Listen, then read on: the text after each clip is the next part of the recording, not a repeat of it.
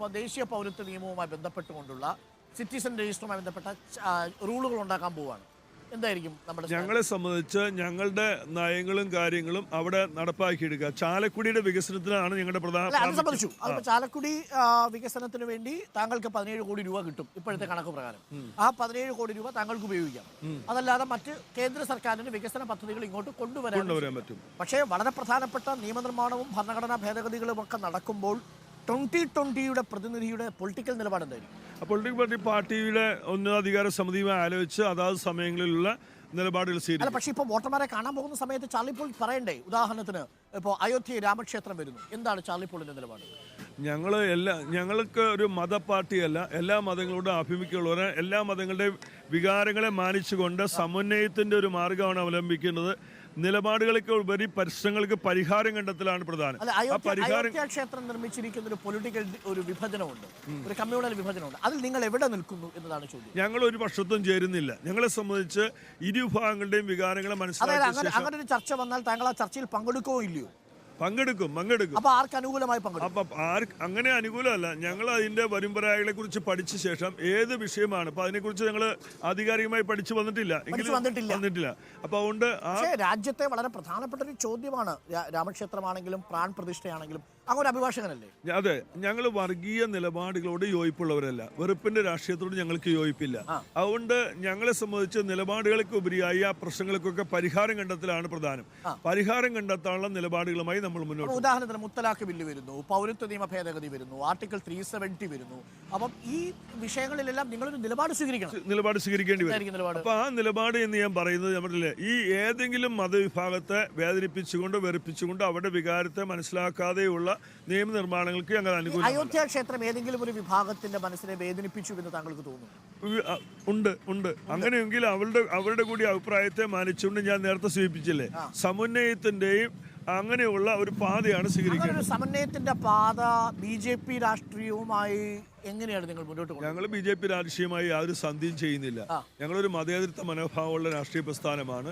എല്ലാ മതങ്ങളുടെയും വികാരങ്ങളെ മാനിച്ചുകൊണ്ട് മാത്രമേ മതേതരത്വ ജനാധിപത്യ സ്വഭാവമുള്ള ഒരു ആയത്ത് മുന്നോട്ട് പോകാൻ പറ്റുള്ളൂ. ഇപ്പൊ എന്റെ സംശയം, ചാലക്കുടിക്ക് വികസനം തരാം, ഒരു വലിയ പ്രോജക്റ്റ് തരാം എന്ന് പറഞ്ഞ് നരേന്ദ്രമോദി താങ്കളെ ക്ഷണിക്കുന്നു എന്നിരിക്കട്ടെ. അതേസമയം അതേ ദിവസമാണ് ഈ പൗരത്വ നിയമവുമായി ബന്ധപ്പെട്ട മറ്റേതെങ്കിലും ഒരു ഭേദഗതി വരുന്നു എന്നിരിക്കട്ടെ. ആ ബില്ല് അല്ലെങ്കിൽ ഭരണഘടനയുടെ അടിസ്ഥാന സ്വഭാവത്തെ മാറ്റി നിങ്ങൾ ഏത് നിലപാട് സ്വീകരിക്കും? ചാലക്കുടിയുടെ ഫണ്ട് സ്വീകരിക്കുമോ, ഭേദഗതി സ്വീകരിക്കും? ഞങ്ങൾ ഫണ്ടാണ്, ചാലക്കുടിയുടെ വികസനം ഞങ്ങൾക്ക് പ്രധാനം. ഫണ്ട് എന്ന് പറഞ്ഞാൽ ചാലക്കുടിയുടെ ജനക്ഷേമവും നാടിന്റെ വികസനമാണ് പ്രധാനം. അല്ലാതെ മറ്റ് ദേശീയ തരത്തിലുള്ള രാഷ്ട്രീയ നയങ്ങളോട് ഇപ്പൊ പ്രതികരിക്കാനില്ല. അതായത് നരേന്ദ്രമോദി പ്രതികരിക്കുന്നു എന്ന് പറയുന്നത് തന്നെ ഞാൻ പറഞ്ഞില്ലേ, എല്ലാ മതവിഭാഗങ്ങൾക്കും അവരുടേതായ താല്പര്യവും കാര്യങ്ങളും ഉണ്ട്. അതൊക്കെ നമ്മൾ വെറുപ്പിച്ചുകൊണ്ടോ അവരുടെ വികാരങ്ങളെ മാനിക്കാതെയോ നമ്മൾ മുന്നോട്ട് പോകുമ്പോൾ ഒരു സംഘർഷത്തിന്റെ സാധ്യതയും ഒക്കെ ഉണ്ടാകും. പ്രധാനമന്ത്രി എന്ന നിലയിൽ അങ്ങൊരു അഭിഭാഷകൻ കൂടി ആയതുകൊണ്ടാണ്, പ്രധാനമന്ത്രി എന്ന നിലയിൽ നരേന്ദ്രമോദി രാമക്ഷേത്രത്തിൽ പോയി പ്രാൺ പ്രതിഷ്ഠാ കർമ്മം നിർവഹിച്ചത് ശരിയാണെന്നൊരു അഭിപ്രായം താങ്കൾക്ക്? അല്ല, അങ്ങനെയുള്ള കാര്യങ്ങൾ അദ്ദേഹത്തിന്റെ നിലപാടുകളോട് എല്ലാം നമുക്ക് യോജിക്കാൻ കഴിയില്ല. ഈ നിലപാടിനോട് 2020 നിലപാടെന്താ? അത് ചെയ്ത് ശരിയോ തെറ്റോ? എല്ലാം ഞാൻ നേരത്തെ സൂചിപ്പിച്ചില്ലേ, നമ്മളെ സംബന്ധിച്ച് മറ്റൊരു മതവിഭാഗങ്ങൾക്ക് വിഷമവും പ്രയാസവും ഉണ്ടാക്കുന്ന നിലപാടുകൾ ആരും സ്വീകരിക്കുന്നത് ശരിയല്ല. പ്രത്യേകിച്ചും പ്രധാനമന്ത്രി പോലുള്ള ആളുകൾ എല്ലാവരുടെയും വികാരങ്ങളെ മാനിച്ചുകൊണ്ടുള്ള നിലപാടുകളാണ് സ്വീകരിക്കേണ്ടത്. എല്ലാവരുടെയും അത്രയും വിഷയങ്ങൾ വരുമ്പോൾ നമ്മൾ എല്ലാവരെയും വികാരങ്ങളെ മാനിക്കത്തക്കത്തുള്ള നിലപാടിനനുസൃതമായ ഒരു സമന്വയത്തിന്റെ ഭാഗമായിരിക്കും സ്വീകരിക്കുക. Okay, thank you. അപ്പോൾ ചാർലി പോളാണ് നമുക്കൊപ്പം ചേർന്നത്. നിലപാടുകൾ ആ ഓരോ സാഹചര്യത്തിനും അനുസരിച്ചെടുക്കും അല്ലേ? സാഹചര്യത്തിനനുസരിച്ചും പാർട്ടിയുടെ പ്രത്യയശാസ്ത്രത്തിനനുസരിച്ചും ഞങ്ങളെ സംബന്ധിച്ച് പ്രധാനമായത് നാടിന്റെ വികസനവും ജനക്ഷേമവുമാണ്. ആ നാടിന്റെ വികസനത്തിനും ജനക്ഷേമത്തിനും അനുകൂലമായ എല്ലാ നടപടികളും തത്വാധിഷ്ഠിതമായി തന്നെ നമ്മൾ സ്വീകരിക്കും. അപ്പോൾ അടിസ്ഥാനമായി 2020 പാർലമെന്റിലേക്ക് പോകുന്ന സമയത്ത് ദേശീയ രാഷ്ട്രീയത്തിൽ അധീർ രഞ്ജൻ ചൗധരിയൊക്കെ പറയുന്നത് ഭരണഘടന മാറ്റി എഴുതും എന്നതാണ് പറയുന്നത്. സെക്യുലറിസം എന്നുള്ള പദപ്രയോഗം അതിനോട് നമുക്ക് യാതൊരു യോജിപ്പില്ല. അത് നിലപാടായിട്ട് തന്നെ പറഞ്ഞിട്ടുണ്ട്.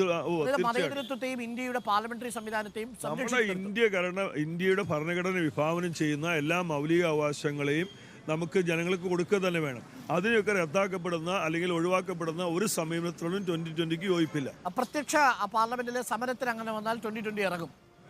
വേണ്ടി വന്നാൽ ഇറങ്ങും, ജനങ്ങൾക്ക് വേണ്ടി നിൽക്കും. ജനങ്ങളുടെ എല്ലാ വികാരങ്ങളെയും മാനിച്ചുകൊണ്ടുള്ള പോരാട്ടത്തോടൊപ്പം ഉണ്ടാവും. എല്ലാ വിഭാഗത്തിന്റെയും വികാരങ്ങളെ മാനിക്കണം. നിലപാടുകൾക്ക് അപ്പുറത്ത് പരിഹാരത്തിലേക്കുള്ള ഒരു മാർഗത്തെ നമ്മൾ അവലംബിക്കുകയാണ് പ്രധാനമായി ചെയ്യുന്നത്. ഓക്കെ, അപ്പൊ ഈ ചേരിയിൽ നിങ്ങൾ ഇടതുപക്ഷത്തിന്റെ, UDF-ന്റെ, 2020-യുടെ, BJP-യുടെ അങ്ങനെ പല നിലപാടുകൾ നമുക്ക് കാണാം ഓരോ വിഷയത്തിലും.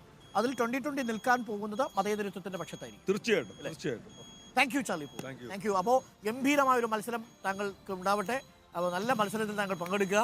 അപ്പോൾ അട്ടിമറികൾ ഇപ്പോൾ 7ഓളം നോമിനേഷനുകൾ, അവാർഡുകളാണ് നേടിയത് ഓപ്പൺ ഹൈബർ എന്ന് പറയുന്നത്. അതേപോലെ ചാലക്കുടിയുടെ പുരസ്കാരം നേടാൻ കഴിയട്ടെ. Thank you Charlie. Thank you. നിങ്ങളെല്ലാവരും